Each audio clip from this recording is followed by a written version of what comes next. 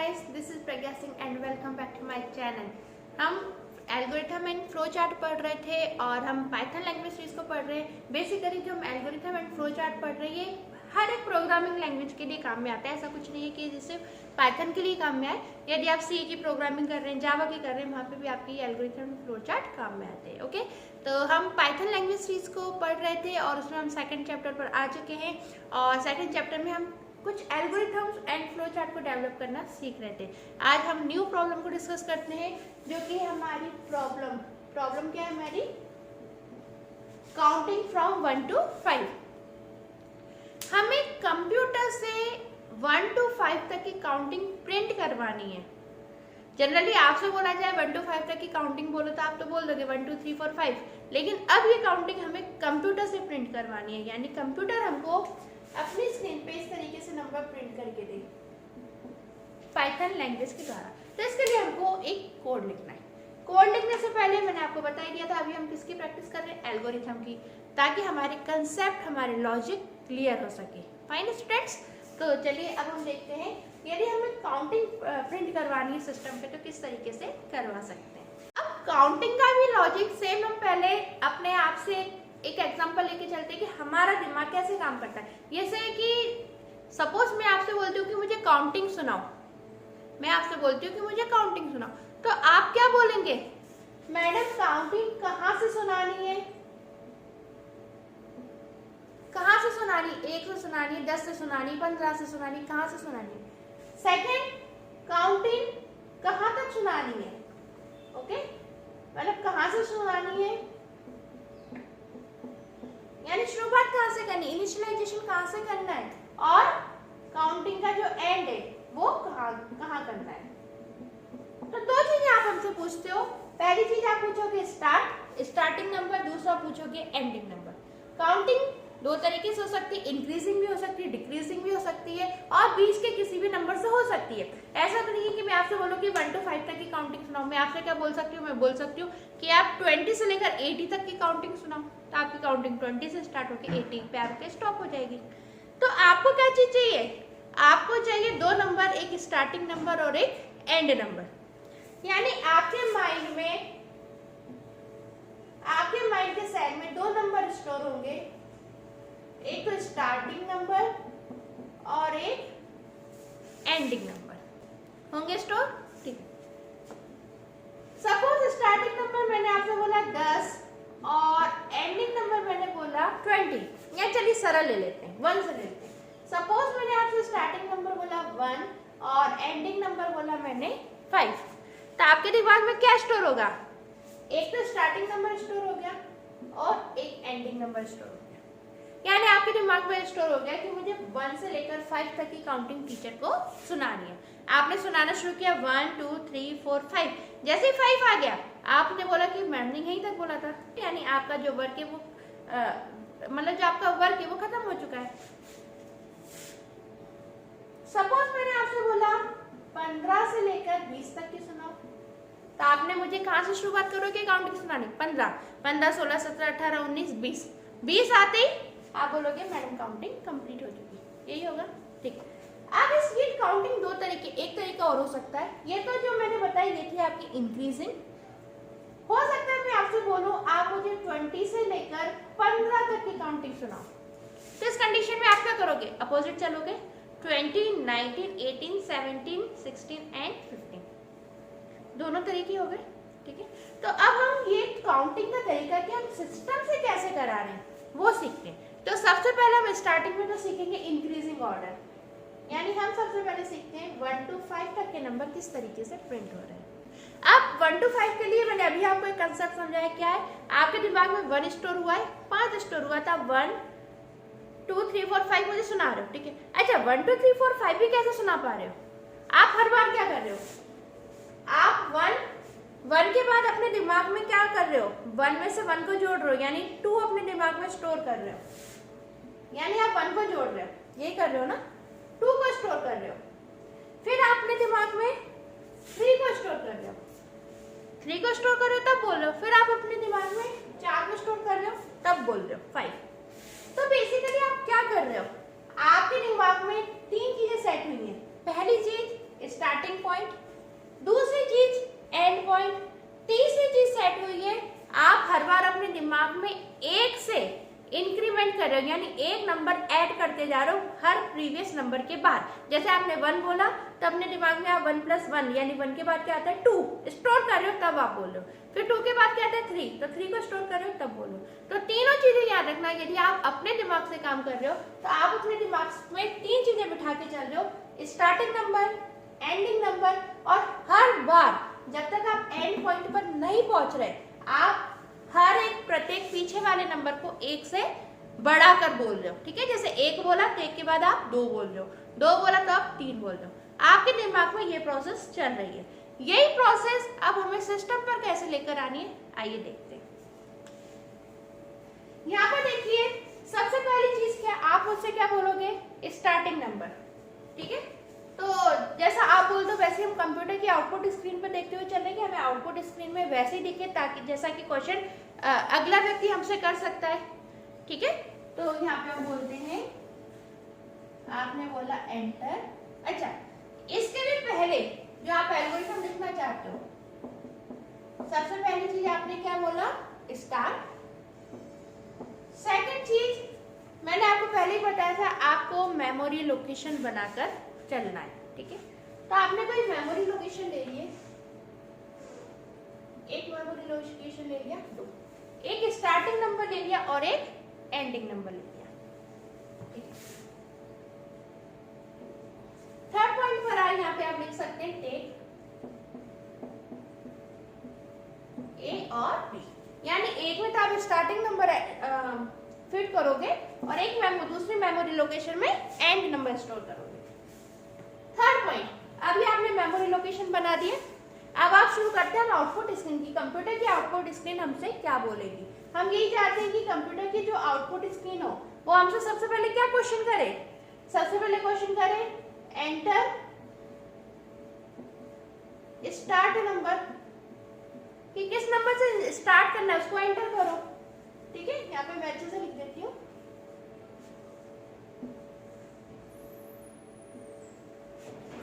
Computer की screen क्या बोली हमसे, एंटर स्टार्ट नंबर, यानी जिस नंबर से भी स्टार्ट करना वाला नंबर एंटर करो, यही बोलेगी कंप्यूटर की स्क्रीन।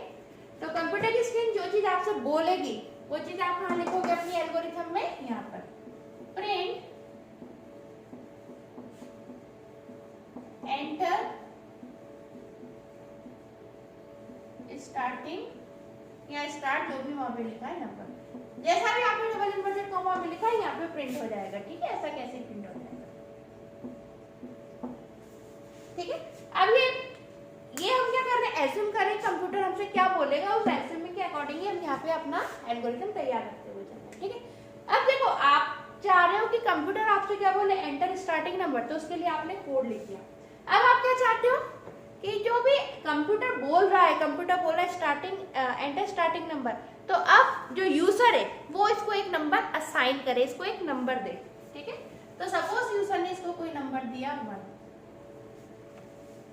अब ये 1 किस मेमोरी लोकेशन के अंदर आपको भेजना है, ये प्रोग्रामर को डिसाइड करना होगा। ठीक है, मैंने कल भी बताया था, पिछले वीडियोस में भी आपको बता चुकी हूँ कि आप किसकी दृष्टि से देख रहे हो, प्रोग्रामर। आपको कंप्यूटर के हिसाब से भी देखना है कि कंप्यूटर की मेमोरी किस अकॉर्डिंग काम करेगी, और प्रोग्रामर के हिसाब से भी देखना है कि जो यूजर हो, सॉरी प्रोग्रामर के हिसाब से नहीं, यूजर के हिसाब से, कि यूजर किस तरीके से इसमें डाटा फिट करेगा। आप एक प्रोग्रामर हो, आपने खुद ने तय किया कि सबसे पहले कंप्यूटर ऐसा मैसेज प्रिंट करेगा एंटर स्टार्टिंग नंबर, फिर जो यूजर है जो यूज कर रहा है वो इसको एक नंबर एंटर कराएगा। अब ये प्रोग्रामर को तय करना है कि यूजर जो एंटर करवा रहा है 1, इसको कहाँ भेजना है, मेमोरी के लोकेशन में, कंप्यूटर के। तो मेमोरी के लोकेशन में किस तरीके से जाएगा, तो उसके लिए आपने क्या पॉइंट लिखा, रीड।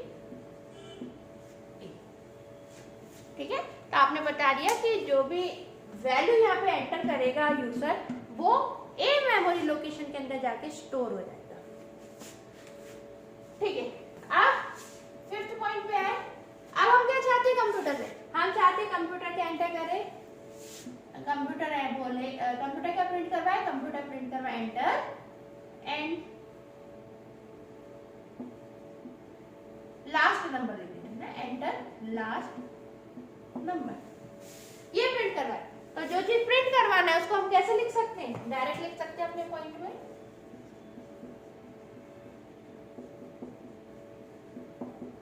Enter last number. यहाँ पे प्रिंट लिखना है ना। ध्यान रखिएगा ये हमारा एज्यूमिंग है कि हम आउटपुट एज्यूम कर रहे हैं कि हमारा सॉफ्टवेयर किस तरीके से काम करेगा। तो जो हम एज्यूमिंग कर रहे हैं, ये एज्यूमिंग कर रहे हैं किस तरीके से हमारा सॉफ्टवेयर काम करेगा, और उस एज्यूमिंग के लिए हम कोड इस तरीके से एल्गोरिथम कोड लिख रहे हैं। ठीक है, माइंड में सेट रखिएगा सारी बातें। हम चाहते हैं कंप्यूटर अब हमें प्रिंट करके दे एंटर लास्ट नंबर, तो उसके लिए हमने कोड लिख दिया। अब हम क्या चाहते हैं कि कंप्यूटर यूजर से एक नंबर को एक्सेप्ट करे। सपोज यूजर ने दिया 5, तो अब हमें डिसाइड करना है ये 5 कंप्यूटर की मेमोरी में किस तरीके से जाएगा, क्योंकि हमको अब जो भी नंबर यहाँ पे दिए यूजर ने, इस नंबर से कंप्यूटर के द्वारा काम करवाना है। ठीक है, तो अब हमें डिसाइड करना है इस नंबर को हम कंप्यूटर की स्क्रीन पे यानी कंप्यूटर की मेमोरी के अंदर किस तरीके से भेज सकते हैं। तो उसके लिए कोड हमने क्या लिखा, 6।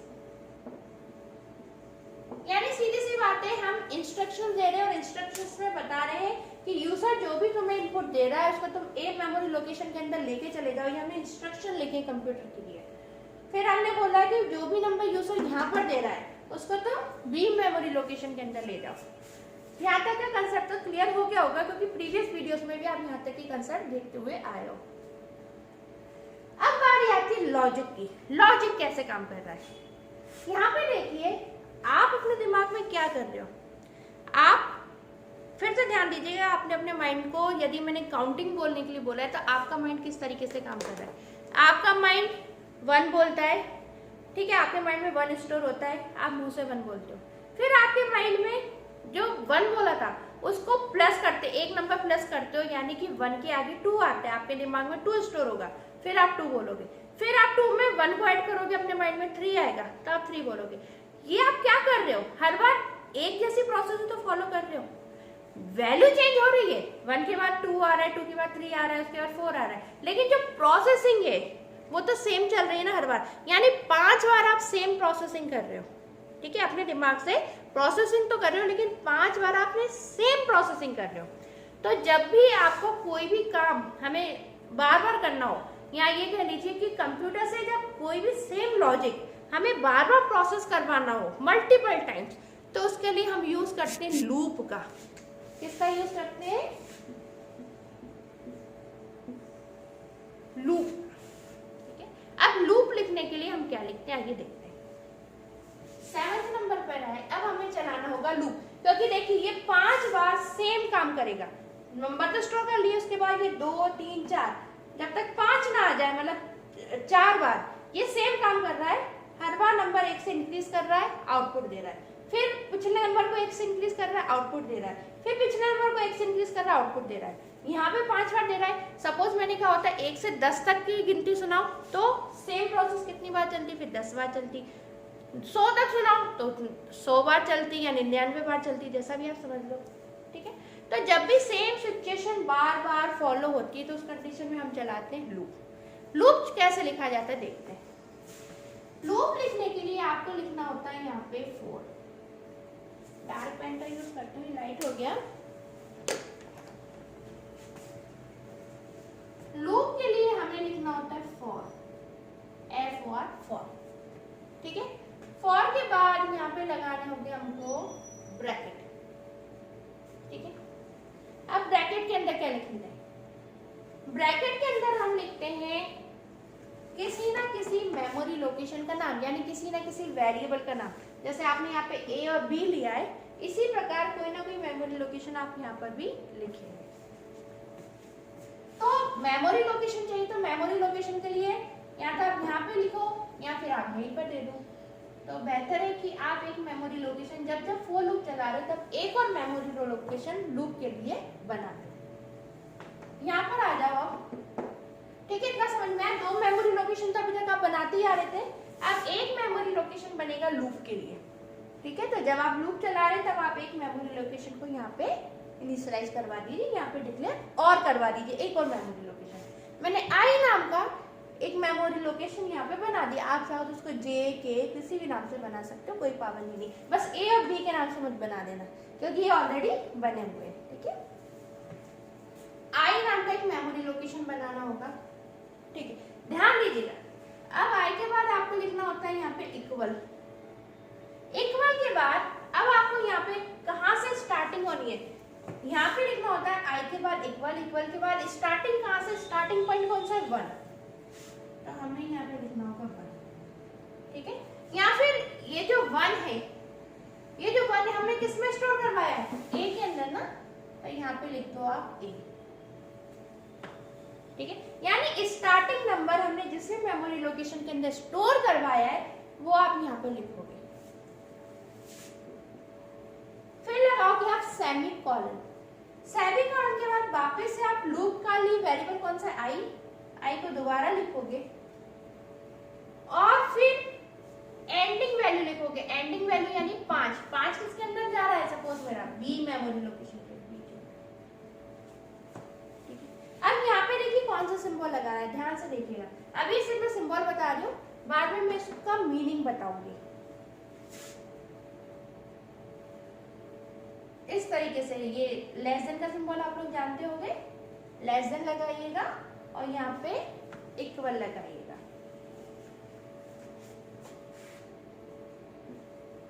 समझ में आया, फॉर लिखना है, ब्रैकेट लगाना है। सबसे पहले आपको आई इक्वल लिखना है, यानी मेमोरी लोकेशन जो भी आपने लूप के लिए लगाया वो लिखना है इक्वल। इक्वल के साथ आपको लिखना है स्टार्टिंग मेमोरी लोकेशन का नाम। उसके बाद इस तरीके का स्मॉलर देन साइन लगा के आपको लिखना है एंड मेमोरी लोकेशन का नाम, जिसके अंदर एंड वैल्यू स्टोर है। उसके बाद क्या लिखना है, उसके बाद आपको लिखना है लॉजिक। लॉजिक क्या लग रहा है, हर बार कितने से इंक्रीमेंट हो रहा है, 1 से इंक्रीमेंट हो रहा है ना, तो आपको लिखना होगा i प्लस 1। क्या लिखना होगा, i प्लस 1, यानी जो भी जिस भी मेमोरी लोकेशन के नाम से लूप चला रहे हो उस मेमोरी लोकेशन का नाम प्लस 1 लिखना होगा और इक्वल करके यहाँ पे भी i लिखना होगा। ऐसा क्यों लिख रहे हैं मैं आपको बाद में बताऊंगी, जब मैं प्रोग्राम रन करके बताऊंगी। अभी आप समझ लीजिए, आपको इस तरीके से लिखना है। ठीक है, क्या क्या बताया मैंने, इनिशियल स्टेप, ये जो है ये उसको हम कहते हैं इनिशियलाइजेशन। सेकंड कहलाता है आपका एंड पॉइंट, ये हमने क्या बता दिया इसको, एंड पॉइंट। और ये हमने क्या बता दिया, लॉजिक, क्या कंसेप्ट यूज होगा दिमाग के अंदर। ठीक है, ध्यान रखिएगा जब भी आप लूप लिखते हैं, लूप में 3 चीजें जरूर आती हैं। इनिशियल स्टेप यानी जिस मेमोरी लोकेशन से स्टार्ट करना है, लास्ट स्टेज यानी जिस मेमोरी लोकेशन के अंदर जो भी वैल्यू रखी हुई है वहां पे स्टॉप करना है, इसको इस तरीके से लिखेंगे। सेमीकोलन जरूर लगेगा, इधर भी लगा इधर भी लगा है, और लॉजिक लिखना होगा। ठीक है, लॉजिक क्या अप्लाई हो रहा है, हर बार जो वैल्यू वो 1 से क्या हो रही है, बढ़ रही है। लॉजिक के लिए क्या यूज किया है मैंने, लूप का मेमोरी लोकेशन। ठीक है, उसके बाद 8वें नंबर पर आइए, और 8वें नंबर के यहाँ पर आने के बाद अब आप करा दो प्रिंट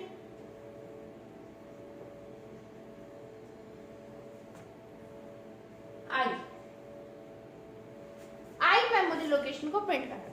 अब ये कैसे काम कर रहा है वो मैं आपको बताती हूँ पूरा प्रॉपर। ठीक है, ये तो हमने एक एज्यूमिंग कर लिया था यहाँ तक, तो उसके बाद ये मैंने आपको कंसेप्ट बताया। अब ये कंसेप्ट किस तरीके से काम करता है वो मैं आपको यहाँ पर बताती हूँ। ठीक है,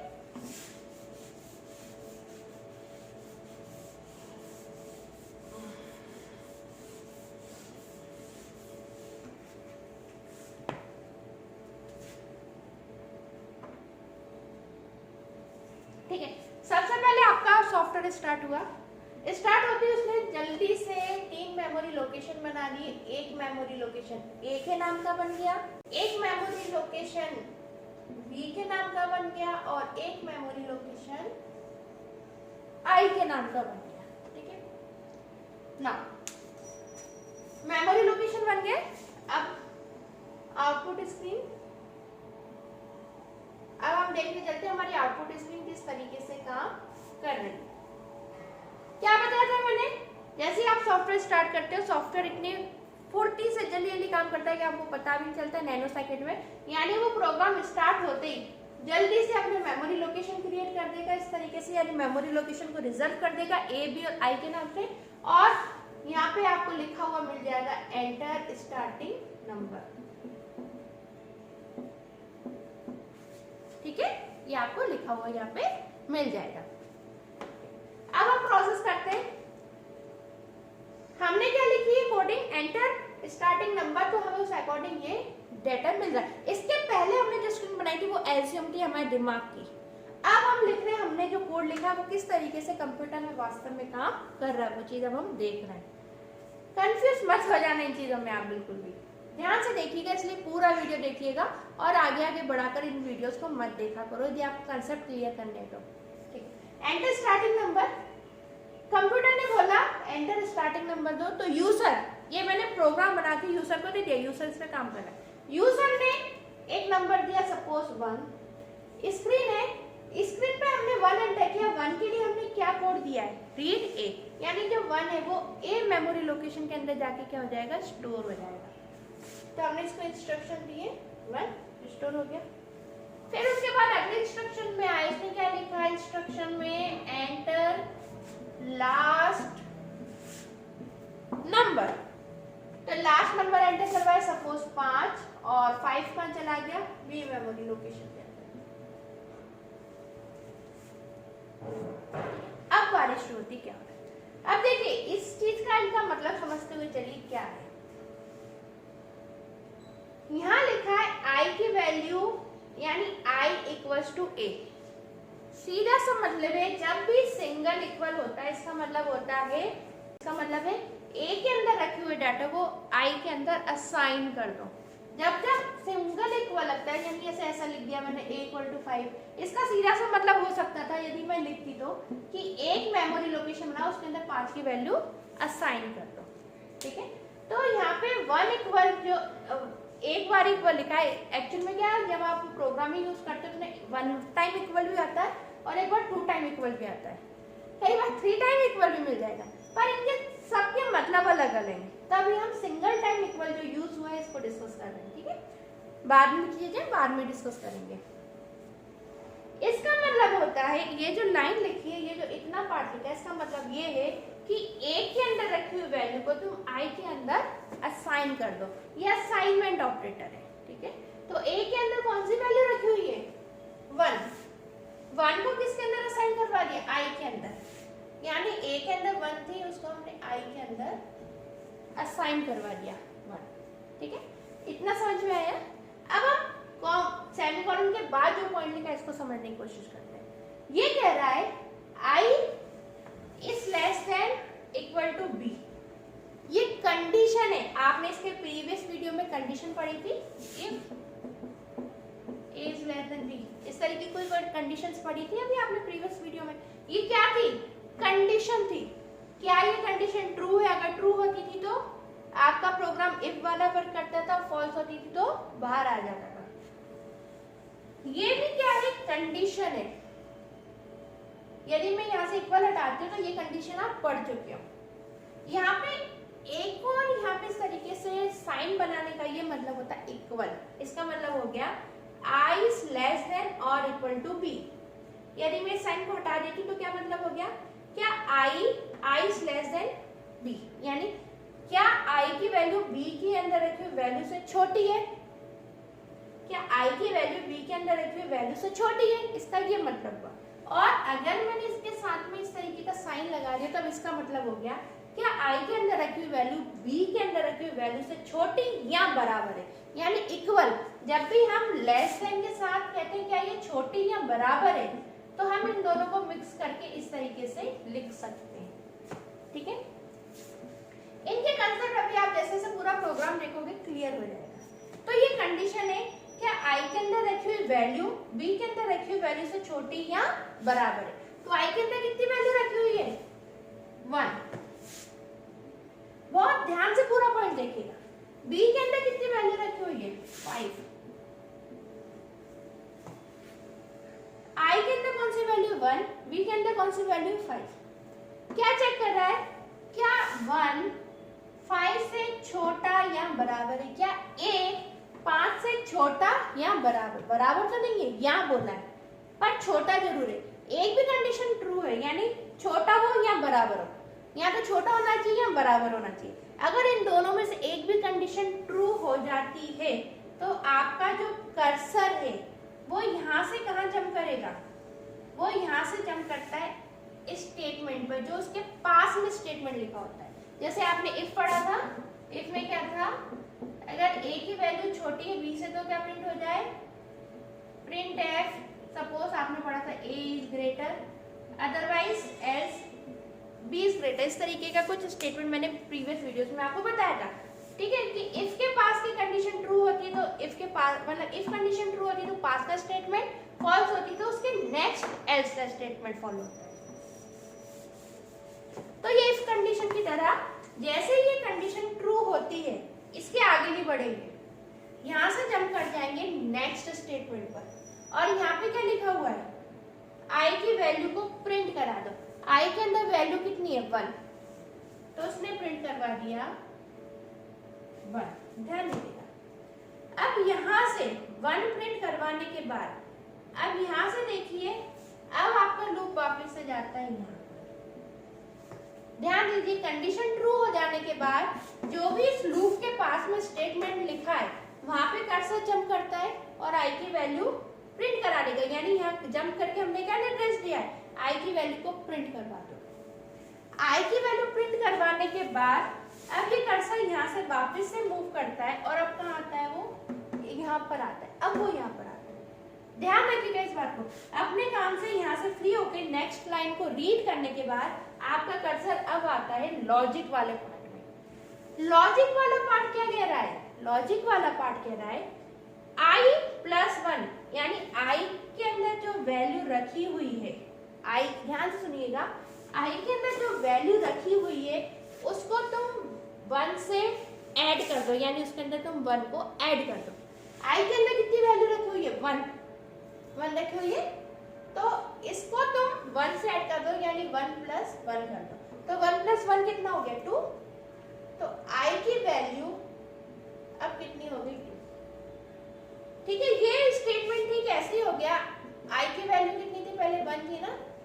इसको ध्यान से देखो, मैंने क्या बताया था, राइट हैंड साइड इवोल्यूशन होता है, लेफ्ट हैंड साइड स्टोर होता है। आई के अंदर रखी हुई वैल्यू कितनी है, 1 है, 1 है, 1 और 1 कितना हो गया 2, और 2 कैलकुलेट हो जाने के बाद किसके अंदर स्टोर हो रहा है, आई के अंदर। ठीक है, तो आई के अंदर अभी वैल्यू 1 है, इसमें प्लस 1 कर दो, 1 प्लस 1 कितना हो गया 2। तो आई की वैल्यू कितनी हो गई, अब 2 हो चुकी है। पहले 1 थी लेकिन अब कितनी हो चुकी है, आई की वैल्यू 2 हो चुकी है। यानी कंप्यूटर को जैसा हमने निर्देश दिया कंप्यूटर ने उसका पालन कर दिया। आई के अंदर वैल्यू क्या रख दी, 2 रख दी, दिमाग के अंदर उसने मेमोरी के अंदर 2 को स्टोर कर दिया। ठीक है, ये वाला निर्देश उसने पालन कर दिया। अब यहाँ का निर्देश पालन करने के बाद वापिस से कर्सर अब दोबारा से आएगा, अब वो आता है फिर से मिडिल स्टेटमेंट पर। ये साइकिल याद रखिएगा, ठीक है। यहाँ का लॉजिक कंप्लीट करने के बाद फिर से आता है वो मिडिल स्टेटमेंट पर। मिडिल स्टेटमेंट क्या कह रहा है, मिडिल स्टेटमेंट कह रहा है आई के अंदर कितनी वैल्यू रखी हुई है, आई के अंदर अब वैल्यू कितनी, पहले तो 1 थी, अब कितनी है, अब वैल्यू 2 है। ध्यान रखिएगा जो रिसेंट करंट वैल्यू है वही कैलकुलेट होती है, पुरानी वैल्यू हट जाती है। आई के अंदर वैल्यू कितनी है 2, बी और बी के अंदर वैल्यू कितनी है 5। कंडीशन चेक हो रही है, क्या 2 5 से छोटा या बराबर है, क्या 2 5 से छोटा है या 2 5 के बराबर है। बराबर तो नहीं है लेकिन क्या है, छोटा जरूर है। कंडीशन ट्रू हो रही है। यहाँ से क्या मतलब हो सकता है, यहाँ से ये मतलब हो सकता है जैसे कि आप किसी परीक्षा को देने जा रहे हो, ठीक है। अब उस परीक्षा के लिए शर्त है कि आपके पास कंप्यूटर की डिग्री होनी चाहिए। तो ऑप्शन आता है या तो आपने BCA कर रखा हो या फिर आपने O लेवल का कोर्स कर रखा हो। आपने यदि BCA कर रखा है तब भी आप एलिजिबल हो, आपने O लेवल कर रखा है तब भी आप एलिजिबल। यानी 2 कंडीशन आपके सामने आती है और दोनों में से एक भी कंडीशन ट्रू होती है तो आप फॉर्म भरने में एलिजिबल हो। ये कंडीशन यहाँ पे आ रही है, या तो छोटा है या बराबर है। दोनों में से एक भी कंडीशन ट्रू है तो आंसर ट्रू हो जाएगा। बराबर नहीं है लेकिन छोटा जरूर है तो कंडीशन क्या हो रही है, ट्रू। क्या बताया था, जब जब ट्रू कंडीशन है कहाँ जंप करेगा वो, इसके पास वाले स्टेटमेंट पे। पास वाला स्टेटमेंट क्या दे रहा है, अब क्या आदेश दे रहा है, प्रिंट आई, यानी आई के अंदर रखी हुई वैल्यू को प्रिंट करा दो। आई के अंदर कौन सी वैल्यू रखी हुई है, 2 को प्रिंट करा दिया, ठीक है। अब उसके बाद मैंने क्या बताया था, प्रिंट हो जाने के बाद अब ये कर्सर वापस कहाँ जाता है, लॉजिक में, फिर से लॉजिक में आ जाएगा।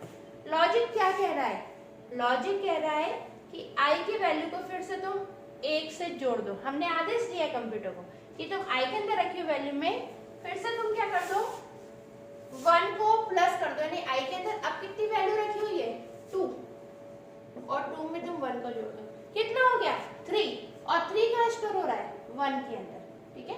तो हमने आदेश दिया है जो अभी वैल्यू रखी हुई है उसमें तुम 1 को जोड़ो, और 1 को जोड़ने के बाद उसको आई के अंदर स्टोर कर दो। तो 2 + 1 हो गया 3 को यहाँ पे स्टोर कर दिया। स्टोर करने के बाद ये जो हमने आदेश दिया इसका पालन हो गया। इस आदेश के पालन के बाद अब वो कहाँ पर आता है, फिर से मिडिल में आ जाएगा।